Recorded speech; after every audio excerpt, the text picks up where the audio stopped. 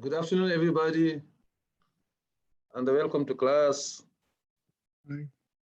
So, if you go to Brightspace, I see.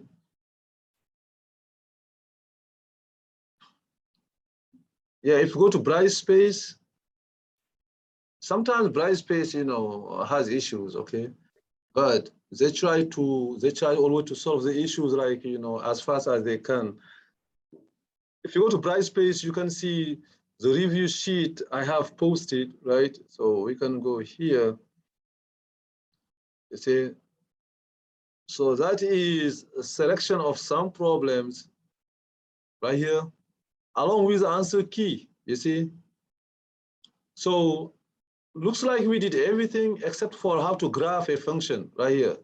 How to graph, for instance, a piecewise function. Last time we saw how to evaluate a piecewise function. What we didn't see how to graph one, how to graph a piecewise function. So we're going to do that today. Okay, so you see, these are some problems, okay? But if you want to practice a topic, you are free to do like 20 problems, okay? Not only 2 or 3. So the review sheet is just to tell you what are the topics. Basically, the review sheet is always meant to tell you what are the topics. But if somebody really wants to practice, of course you have to practice the review sheet, but you have to practice outside of the review sheet, You have to do more and more and more problems, okay? All right. So the test will be next week. So now, for the people who have accommodations, right? Unfortunately, if you do the Zoom, if you go on Zoom, you cannot have like extension, you see? Because I don't have time on Zoom to be here like 30 more minutes or something like that, okay? So if you have to go to the testing center. For everybody who has accommodations, you have to go to the testing center so you can enjoy all the accommodations, okay?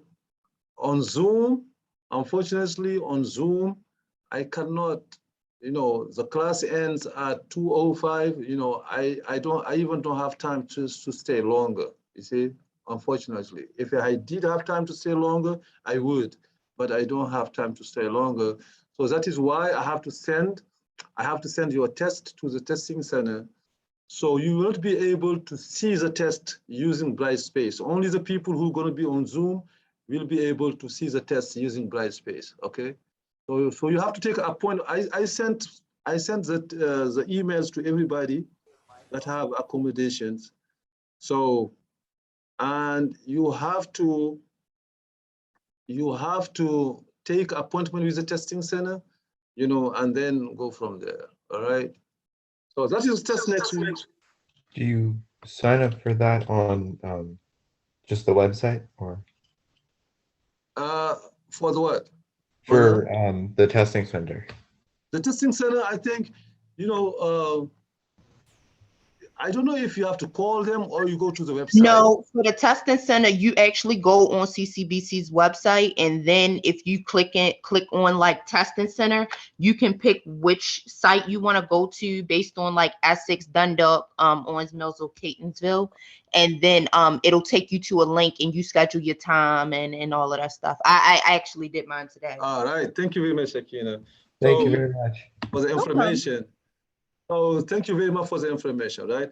So that is, unfortunately, again, if I was able to stay longer here for the Zoom, then I would give you the choice. If you want to do it on Zoom or if you want to do it testing center, you would have the choice. But unfortunately, at 2:05, I am busy, so I have to stop the session, you see, because that is why you have to go to the testing center, all right? And then for everybody else, this test will be proctored as if it would be face-to-face. For the whole time, I have to see, you have to have the camera on your workstation, not on your face, on your workstation, where you write on your paper. I have to see your hands writing, you see, this whole time. All right. So that is like, you know, we take that very seriously because we're going to do our best just to match the real conditions. I mean, the real setup. You know, the real setup, it's supposed to be a face-to-face class, but it's not, no, unfortunately. So, but for the test we have to do, the effort we have to do, just so everybody want to do it like in a fair way, okay? Not the face, again, not the face, you know, the workstation, right? The paper and where you write. And if you don't have a camera, then if you don't have a camera, you will not be able to do the test. Then I will have to send your test to the testing center if you don't have a camera, all right? All right, everybody. You know, prepare for the test. Never mind quiz number one. Quiz number one was, you know, a take-home quiz. The test is more of a real conditions, right? So prepare for the test the best you can, all right? Please, it is 15%. It's not a hard test. You see, just chapter one, a part of chapter two. So we're not in the hard stuff yet, okay? So you can have a good grade in this test, really, you can have a good grade, but you have to prepare for it, all right? All right, so we're gonna continue here. We're gonna do some graphings, all right? So we're gonna do some graphings of functions. So when we do 163, this is pre-calculus. I mean, pre-calculus, so we really don't know how to graph stuff, okay? We don't know how to graph complicated functions, but if the function is simple enough, we can graph it actually. So we're going to select some function that we're going to graph. So graph of functions.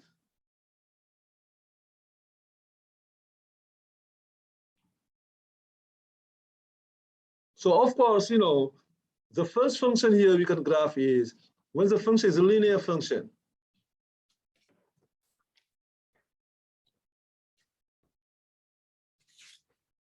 When the function is a linear function, so can somebody tell me what is the form of a linear function? Is y equal what? Y equals mx plus b. Thank you. That is the form of a linear function. So do you know what's going to be the shape of the graph? A straight line. Straight line. Thank you. The graph will be shaped like a straight line. So how many points do we need to graph a straight line? 2. Only 2. That is correct. For instance, if you want to graph like y equals, you know, 2x, you know, minus 1, right? If you want to graph this line right here, we just need a couple of points, right? You know, it don't matter which points, you know, we get, as long as they are the good points. For instance, if x is 0, y is -1, right? If x is 1, y is 1, etc., right?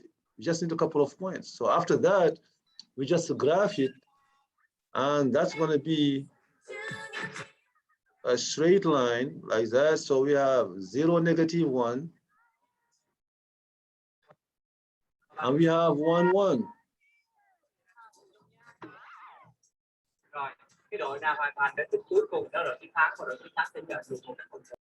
So that's going to be the line, right? So the graph of a linear function is a straight line. The graph of any linear function is a straight line, right? So one particular linear function is this type of function right here. We say, when we say, for instance, graph, right, y equals 3, or f of x equals 3, right? So let me say f of x, because we're talking functions right here. F of x equals 3.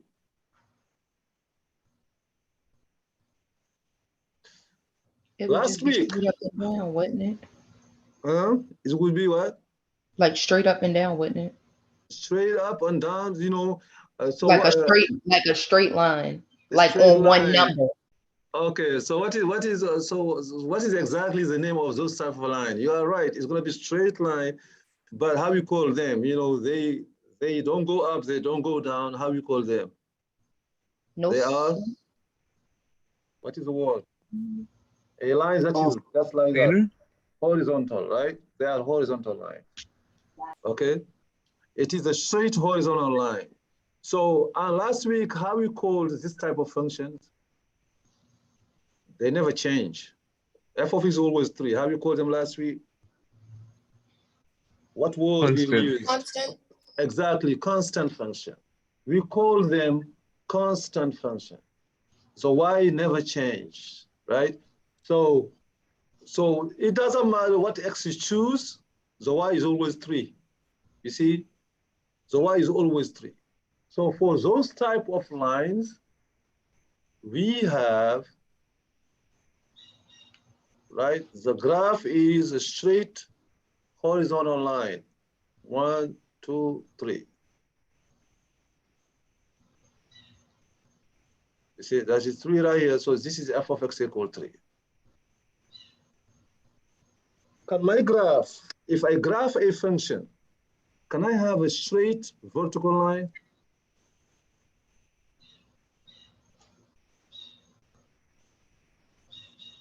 You said, what was the question?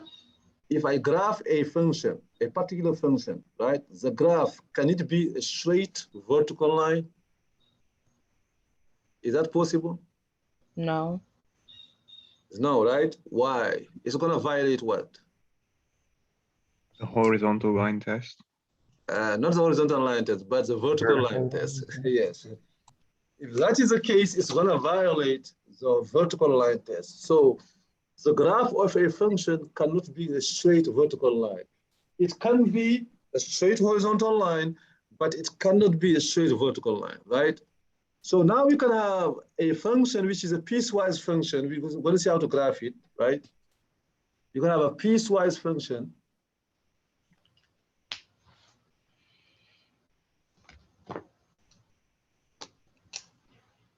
For instance, we can say f of x equals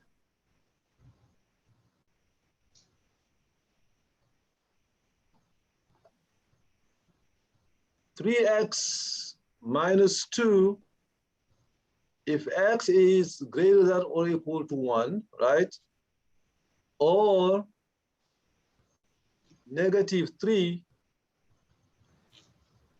if x is less than 1. You see, this is a two-piece function. That is why we call it piecewise function, right? So basically here, before you plug in any number, you have to see what, you have to compare that number to 1, right? If that number is greater than 1, you use the blue definition. If that number is less than 1, you use the green definition, right? For instance here, if I say, how much is f of 2? What definition are we going to use? If I ask how much is f of 2, what definition are we going to use? The blue one or the green one? The blue one. The blue one, right? Everybody agree with that? Because 2 is greater than 1, right? Yeah. See, anybody that is greater than 1, you have to use the blue one. Anybody that is less than 1, you have to use the green one, right? So f of 2 is 3 times 2 minus 2, which is 4, right? On the contrary, f of 0 now, you have to use what? Green one. The green one, right? So f of 0 is -3, right? The one itself, which one you have to use? F of 1 is what? The blue or the green? Blue. The blue one, because 1 is equal to 1. It's going to be 3 times 1 minus 2, which is 1. So basically here, if I want to graph my function, I will have two t tables, right? One for the blue one for the green one, okay? So how many pieces of graph we're going to expect to have? Is it like a single piece of graph, or how many pieces we expect to have? We expect to have 2 pieces, right? Mm-hmm. A blue piece and a green piece. Are they connected? Maybe they are, maybe not they are, right? We don't know, you see? They could be connected, they could be disconnected. So, but here, if I want to graph this, I have to get a blue t table XY, and I have to get a green T table, right? XY. So here, I have to collect points from the blue piece, and I have to collect points from the green piece. If I want to collect points from the blue piece, is it wise to choose 0 here for X? For the blue piece, this is a piece when X is greater than or equal to 1. It's not, right? Because here we're going to see all the X's that is only greater than or equal to 1, right? Okay, that is the best way to do it. So 0 is not part of in this category.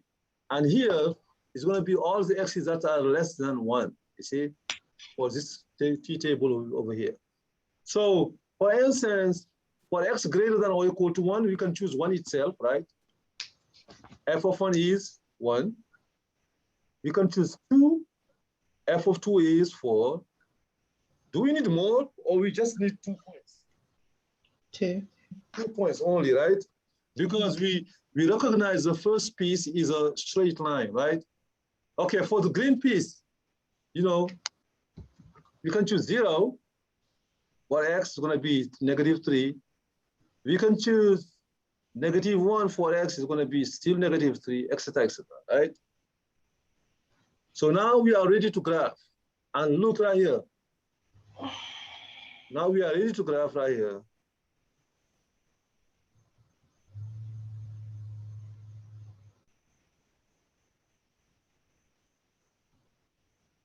You see my X equal 1 here. That line here will be like the borderline. I will have 2 pieces of graph. No piece will go over that line, okay? No piece will go over that line, okay? So now, for the blue piece is X greater than 1. I put my point 1, 1. And 2, 4.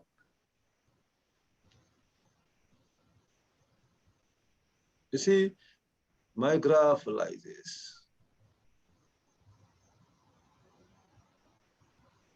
Can I go over, can I go this? Can I go over the red line? The line X equal 1? No. You cannot, right? So we have to stop right here. Now, that particular point, the end, the point 1, 1, is it part of the graph or not? The point 1, 1 is part of the graph, right? Because X is greater than or equal to 1. We have equal right here. So we put this. Now the other one is a straight horizontal line, right? I have -1, -2, -3, right? It's going to be this. Everybody that is less than 1, but should my line stop here? What do you think?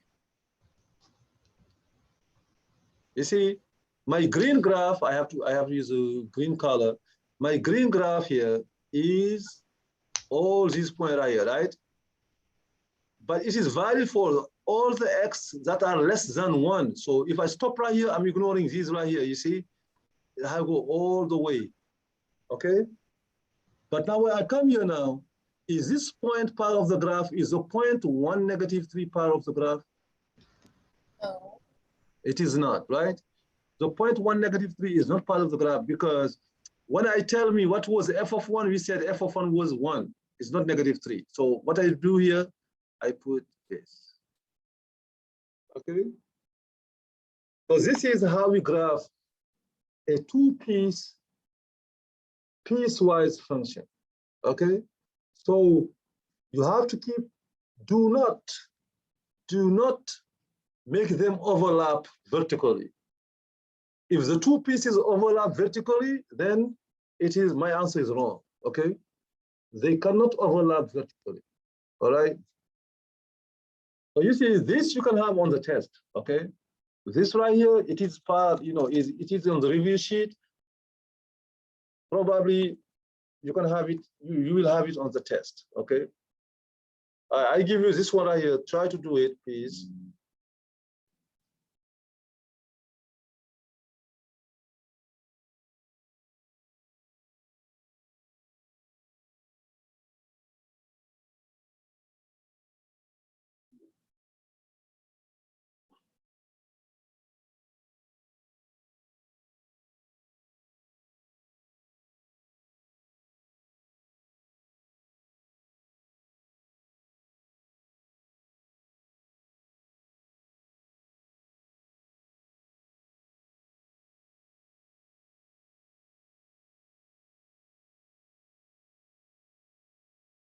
All right, so try to do that.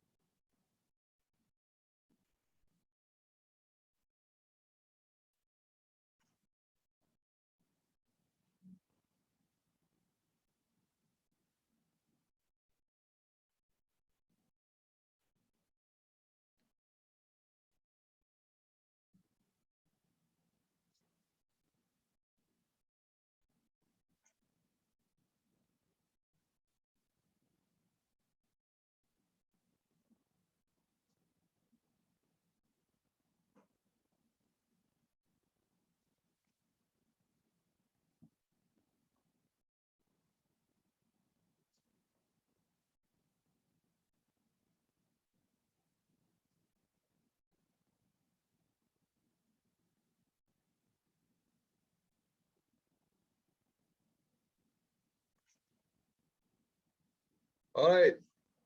I think by now, I think everybody, did graph. So of course, like we said, we will have two. I hope everybody did try it because you're gonna probably see the same stuff on the test, So I hope everybody did really try. So this one here, I need a T table here, X, Y. And this one, I need another T table, X, Y. See? The first one here, we said X greater than 3. 1, 2, 3. You see, that's going to be my borderline. That line right here, the two pieces, they cannot go beyond that line, right?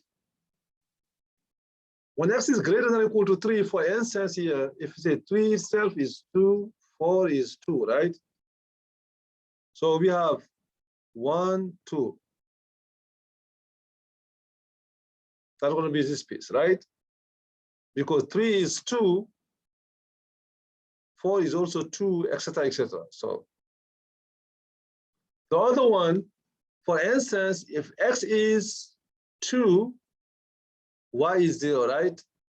If X is 1, Y is 2, right? 2, 0.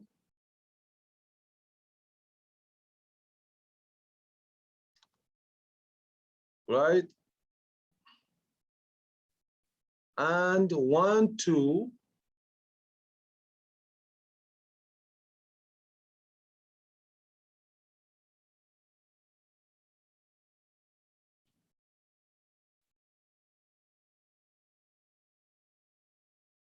You see, and then this way right here.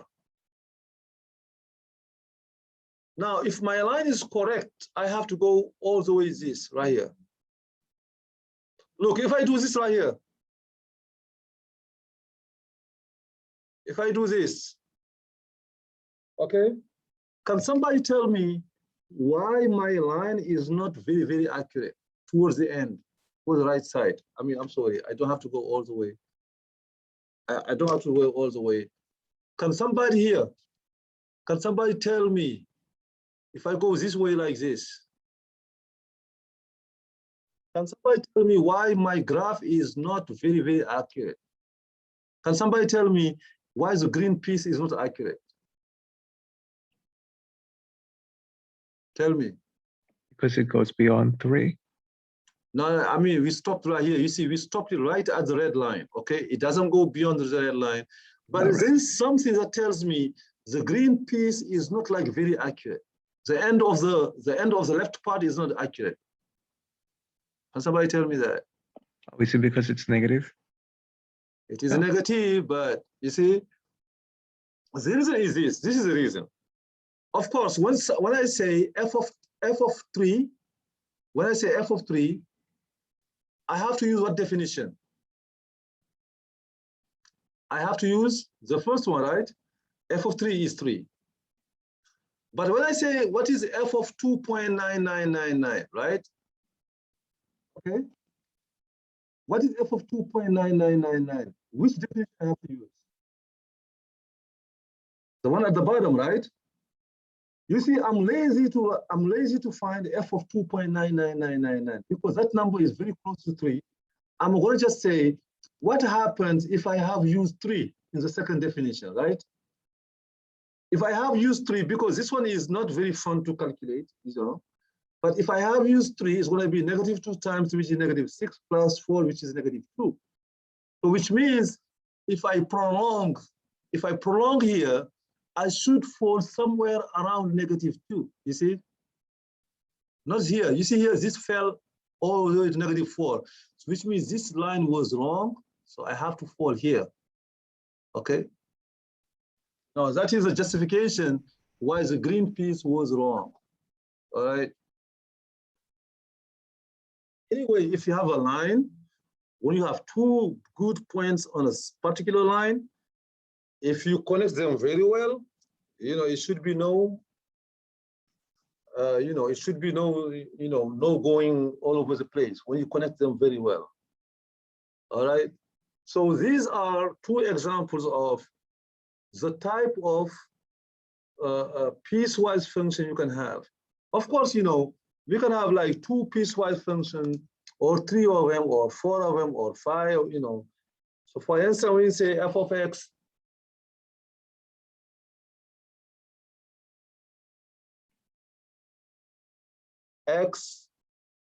if x is less than -2, right? F of x is 2x plus 1.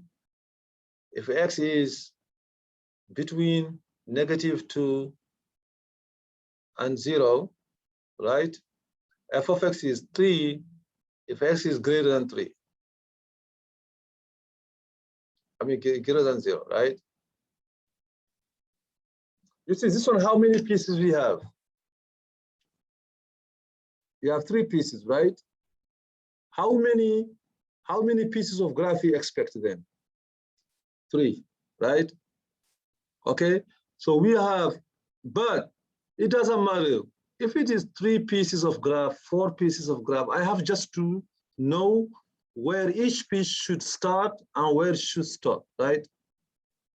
Where each piece of graph should start and where it should stop. That's it.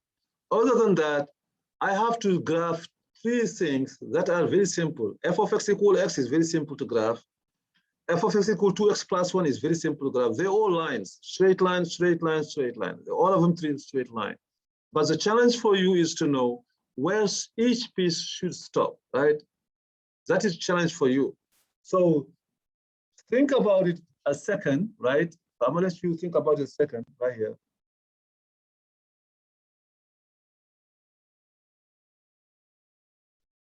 So we have -2,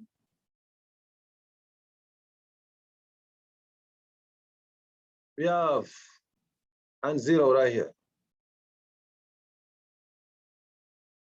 You see, so this is gonna be one borderline right here, and this is gonna be another borderline right here. Can somebody tell me, this piece of graph will start from where? Can you tell me, the piece of graph that corresponds to f of x equal x will start from where? Will start from where? If x is less than -2, right? It's going to start all from the left side all the way to what x? All the way to the 0. first, all the way to -2, right? I'm going to stop right there. This piece in the middle will start, is going to be between what x and what x? Between -2 and 0, right? And the last piece is going to be beyond 0. For instance, the first piece right here, I need me a couple of points. Again, that is not the issue. You see that all of you know how to get 2 points, x, y, right? But you have to choose points that are less than -2, right? For instance, -3 is going to be -3. -4 is going to be -4, right? So we have -3, -3, -4, -4. So we have -3 here, -3 here, -4 here, -4 here. So that's going to be my line like this. And this one, I cannot include -2 because I don't have equal here. You see, I don't have equal here. That is why it's open circle. Okay, the piece in between. Again, I do some t-table. I just choose numbers between -2 and 0. For instance, -1 or -2 itself. -2 is going to be -2 times -2 plus 1 is -3, right? And -1. It's going to be -2 times -1 is -2 plus 1 is -1, right? 0 is going to be 1. So I have 0, 1. -1, -1, right? -2, -3, you see?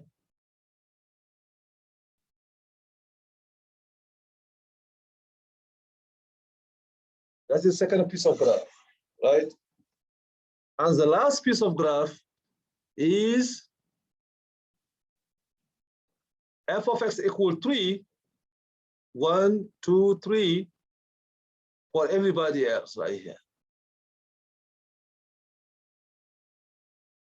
Okay, so this is an example how you would graph. Again, look right here, we are in 163.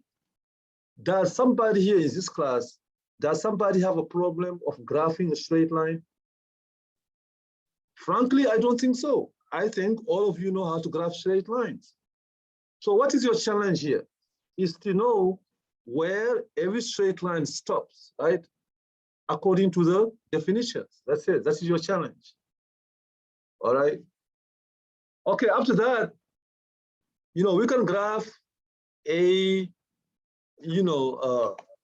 quadratic function.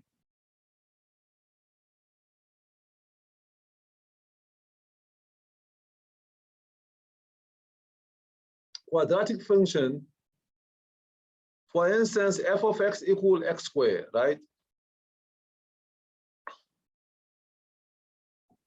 Somebody knows what's going to be the shape of this graph before we even do it? Do somebody know? Is it a parabola? Thank you. The graph is going to be a parabola. Now, if you want to graph a parabola, how many points you might need? Is it only 2? 3. At least 3 or even more, right? We can have at least 3, but even more, just to be more accurate. For instance, you can say x here, y here, 0, 1, 2, -1, -2. Very simple choices for x. F of 0 is 0. F of 1 is 1. F of 2 is 4. F of -1 is how much? Is also 1. And f of -2 is also 4, right?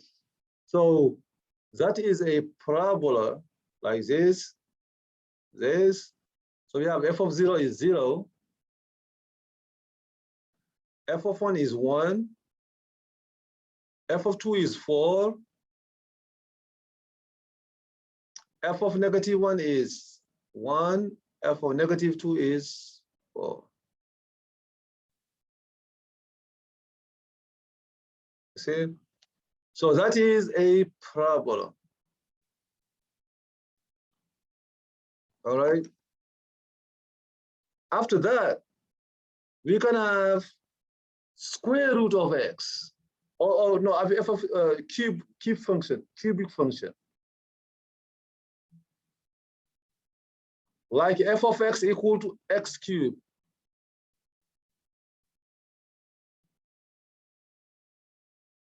So same thing here. So we get some 0, 1, 2, -1, -2. So f of 0 is 0, f of 1 is 1, f of 2 is 8, right? 2 cubed is 8. F of -1 is -1. F of -2 is -8. Okay, so we can have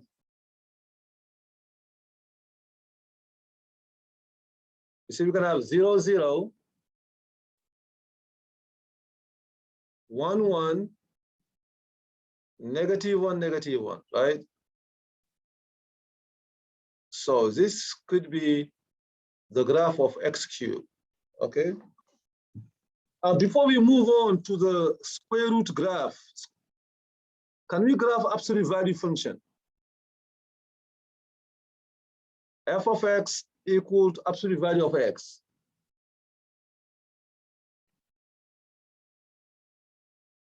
Graph of f of x equals absolute value of x. So, of course here, if we just do this, if we just say 0, 1, 2, right? Is that enough to give me the shape of the graph? Are these choices enough? What other choices I have to include for x?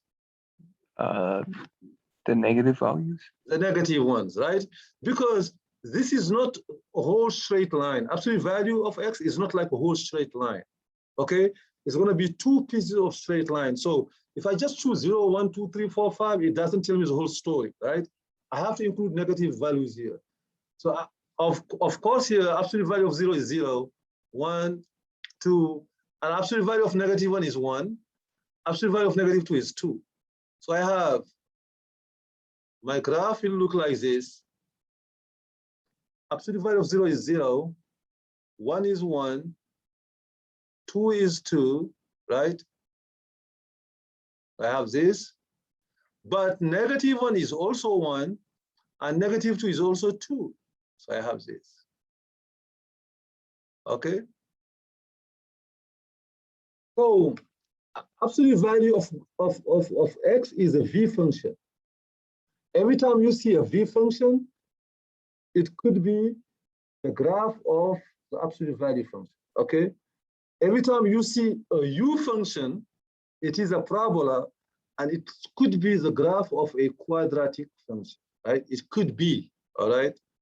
So, and that is a u function, all right? So, because the graph of absolute value looks like this, right?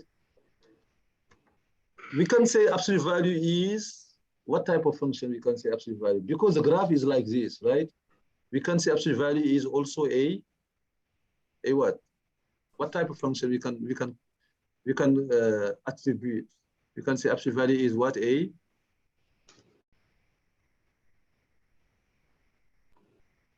What's the name here? A piecewise function, right? The only thing here is the two pieces are connected, right? The only thing here is the two pieces are connected. That's the only thing. All right. So after that, we can talk about the graph of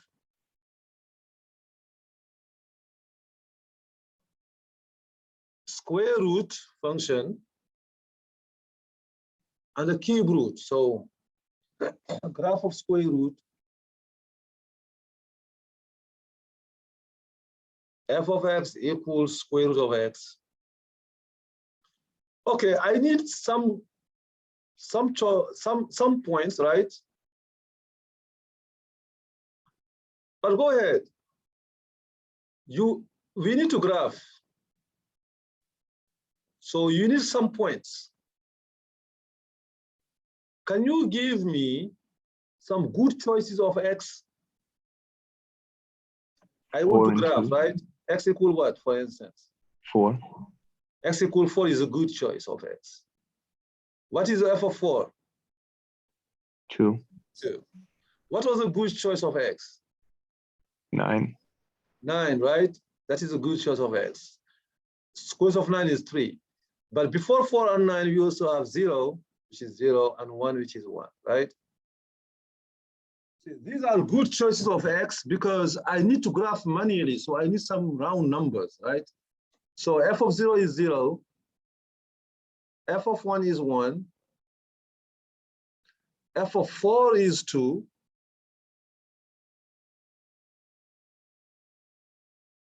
etc., etc. So this looks like the graph of absolute value of x. Why can somebody go? Can somebody tell me why we didn't go beyond? You see, on the left side, why we just stopped right there? Why we didn't continue? Can somebody tell me why? Why we didn't keep going like this? You see, on the left side, why I didn't do this? Can somebody tell me why? Because we can't have a square root of a negative number. Thank you very much. Because the left, beyond 0 on the left side, that is not in the domain, right? The domain of absolute square root of x is just 0 to infinity, right? So which means the graph stops right there. The domain is, remember last time, the domain is like this, 0 to infinity. Domain is 0 to infinity. All right. And finally, we're going to talk about the graph of cube root now. You know, just to see some shape of graphs, cube root of x. graph of cube root of x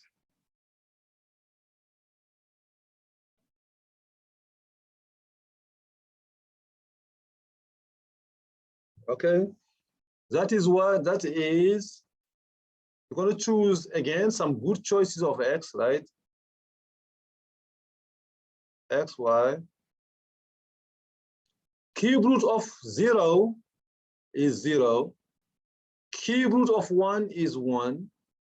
Cube root of -1 is -1. What is the next good number for the choice of x? So the cube root will be like so the cube root will be exact. What is the next good choice for x? After 0, 1, and -1, 8. Thank you very much. Cube root of 8 is 2. Cube root of -8 is -2, right?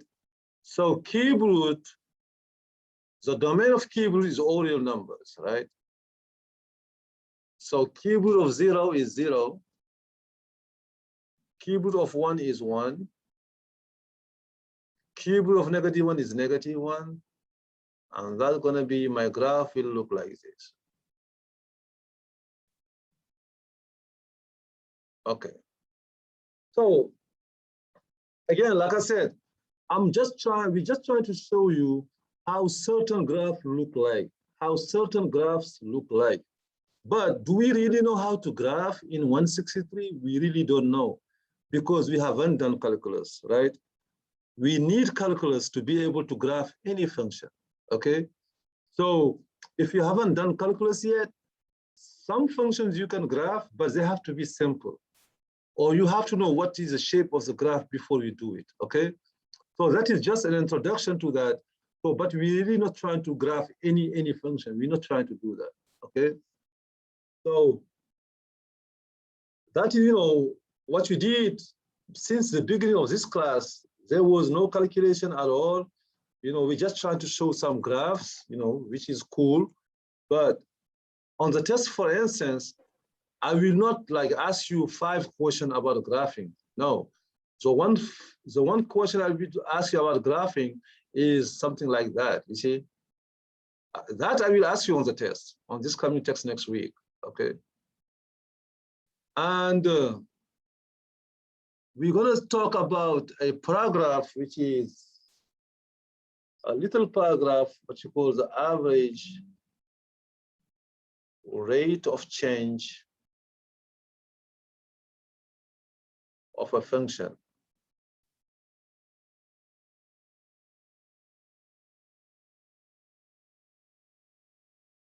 F between x equal a and x equal b. So basically, if you look at the graph of any function, right? If you look at a function, what is the average rate of change? What is the change of y in y values versus a change in x values when we go along that function, along that graph? Okay, that is what you're trying to define right here. So that has a definition. What is that definition? The average rate of change between x equal a and x equal b is f of b minus f of a all over b minus a. That is a definition. Okay? F of b minus f of a divided by b minus a. That is the definition of the average rate of change. All right? So look, this looks like what? What formula does this look like? Somebody. Just looking at this formula, you would think about what other formula? Slope formula? Thank you very much. This looks like a slope formula. Actually, it is a slope thing, right? Because f of b, f of somebody is a y value, right? You see, this looks like y2 minus y1 over x2 minus x1, right? It is a slope, okay? It is a slope. What slope is it? I'm going to show it to you. You see, if I have my graph is like this, if this is my graph,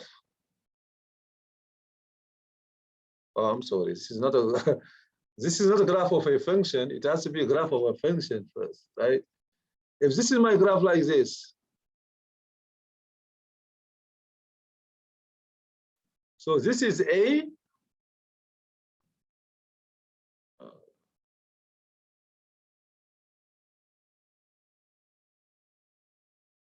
Let me go to the next page.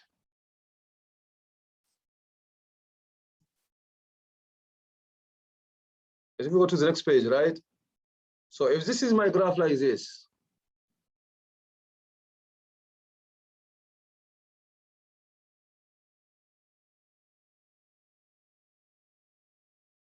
so this is A, this is B, right? What is this number here?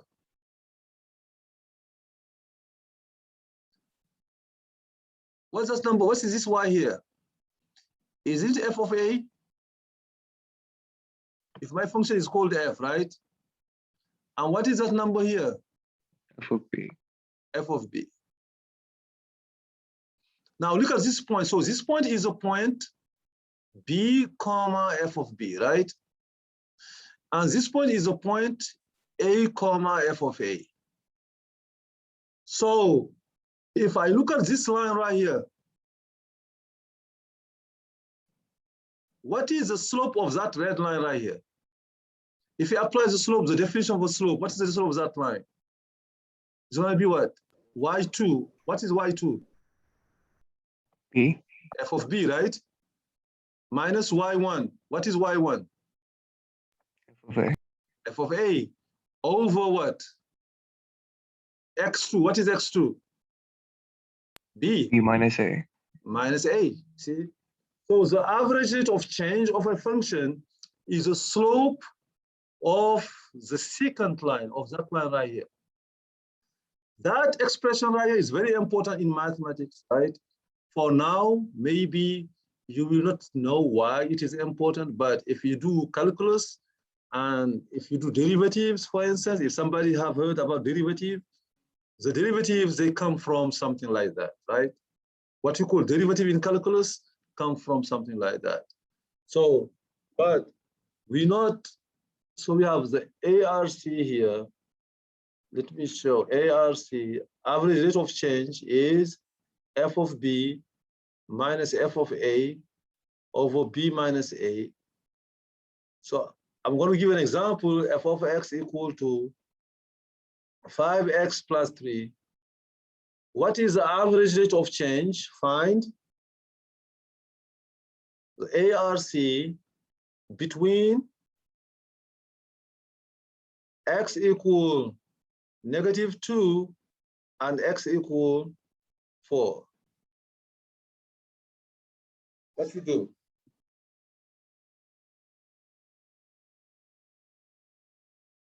What you have to do? We have to plug in both of them, right?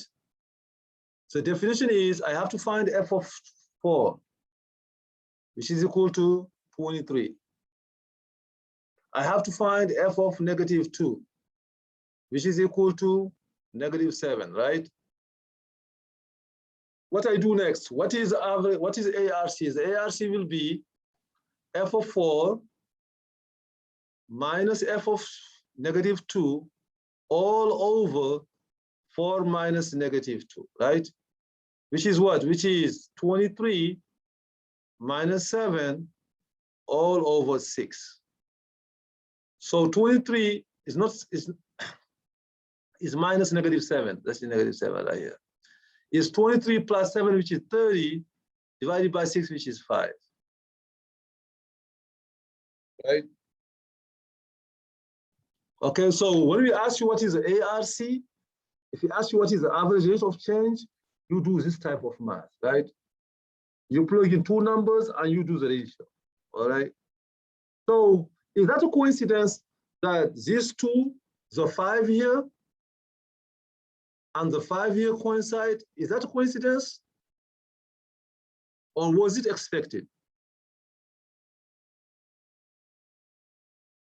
It is expected because f of x equal 5x plus 3. How's the graph looks like? 5x plus 3, what type of graph we get? We get something like that, right? Straight line. When the graph is a straight line, then the red graph and the blue graph, they coincide. It is the same thing, okay? So that is why the two numbers coincide. Okay, but again, we're not doing calculus, so we just want to see how to practice this. So what is, if I have f of x equal to x squared plus 3, find ARC between x equal -1 and x equal 2. Go ahead, everybody. What is ARC between x equal -1 and x equal 2?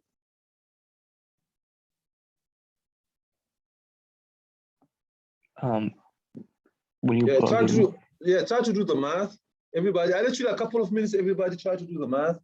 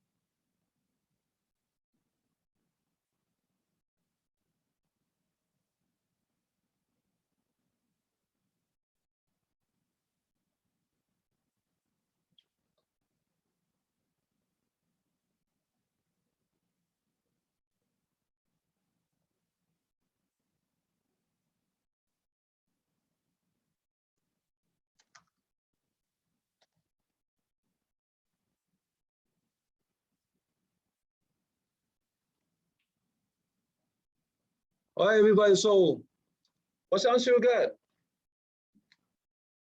4 and 7. 4 over?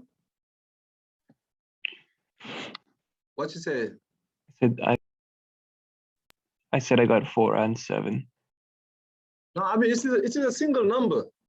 Oh, The ARC is a single number. If you got a 4, you have to do f of 2. See how much you got, which is 7, right? right. F of -1, which is 4. But then you have to do this whole thing right here. I got 1. How much you got? You see? I got 1. Okay. You got 1? You see, you have to do this whole ratio right here. So, of course, you have to do f of 4. Okay, f of 4, which is 4 square, f of 2, I'm sorry. F of 2, which is 2 squared plus 3, which is 7. I have to do f of -1, which is -1 squared plus 3, which is 4.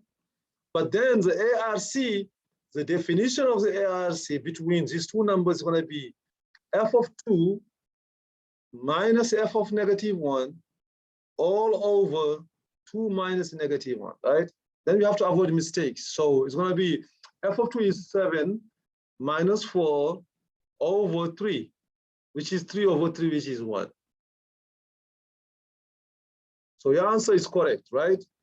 So for the same function right here, for the same function now, if you have f of x is equal to x squared plus 3, find the ARC between x equal a and x equal a plus h. Everybody.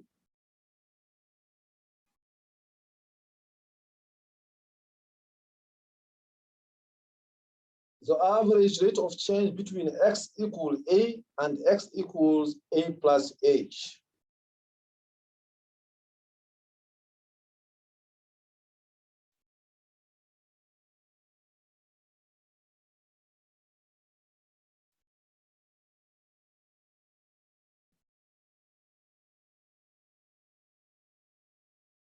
I'll let you guys some minutes to do it. Everybody try to do that. And try to simplify to the maximum.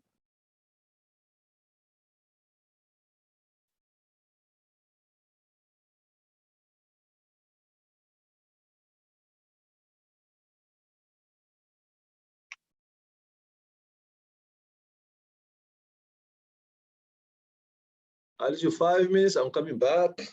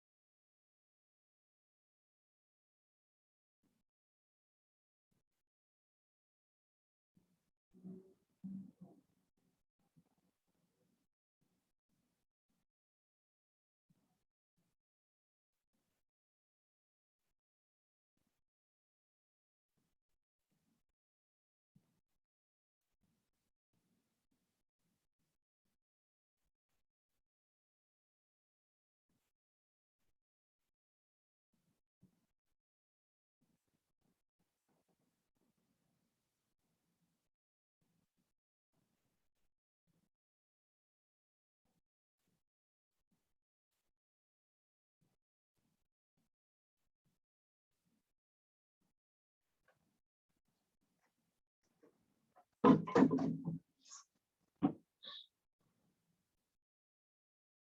right, so can somebody walk us over the steps they did?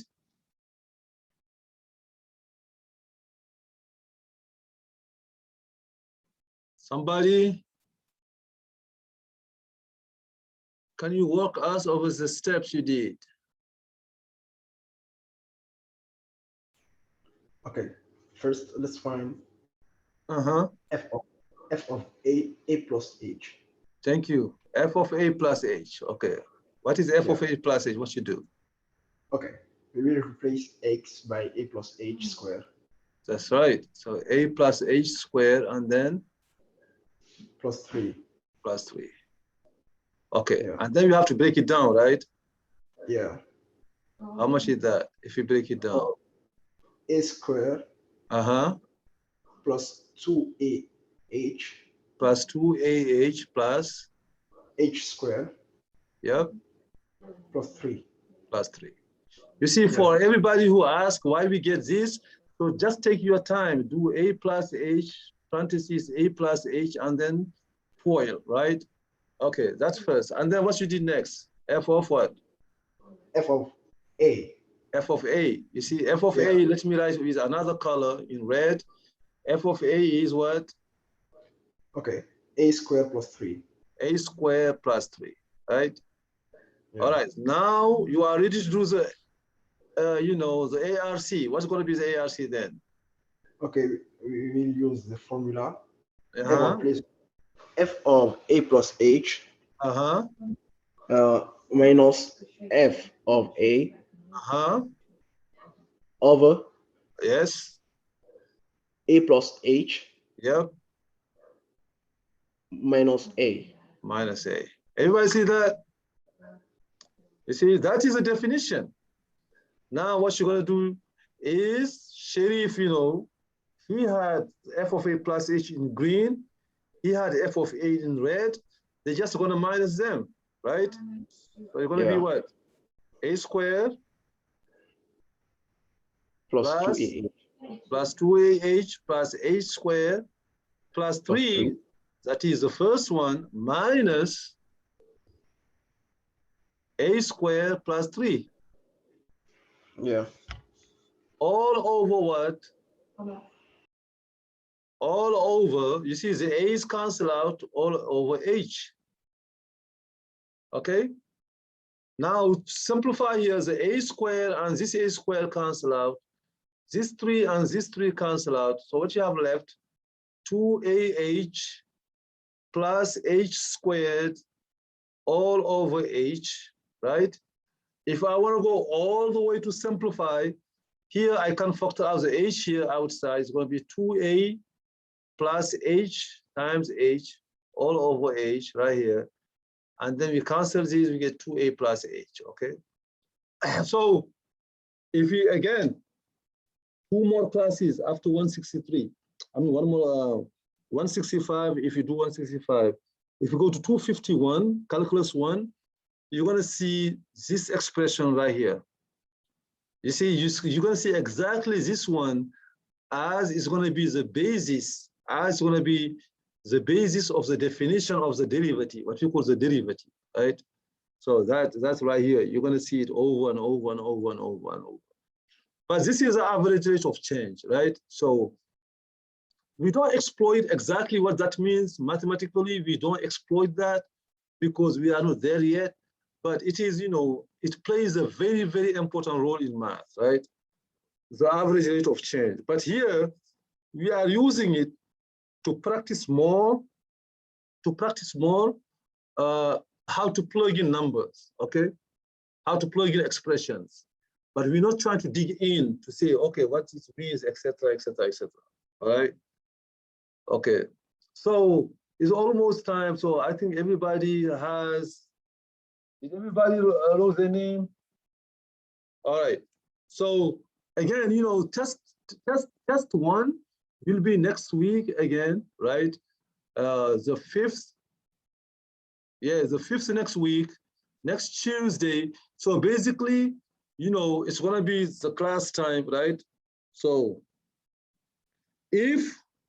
So I'm going to take like, you know, even those people who are going to go to the testing center, you know, I mean, you see the review sheet, we're going to do the test for the whole time. The review sheet is meant for you to review, right? The review sheet is meant for you to review. Try to go over it. If there are problems that you're gonna go over, that you didn't understand, try to catch me at my office hours, okay? If my office hours don't really work with you, for you, you can use a math center. You see the math center? If you go to Brightspace, when you go to Brightspace right here in your class, right? 163, you see right here?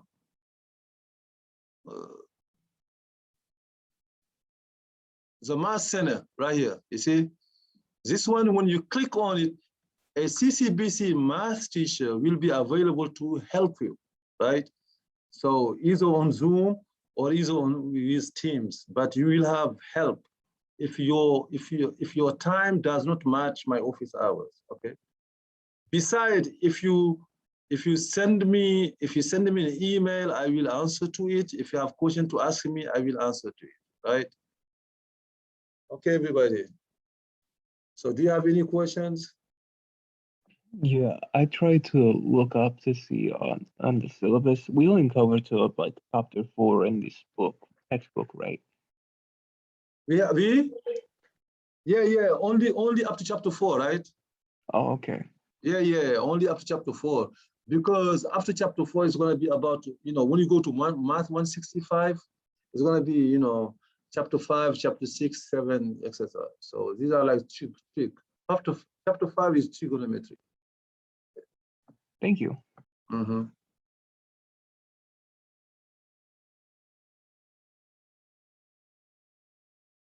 All right.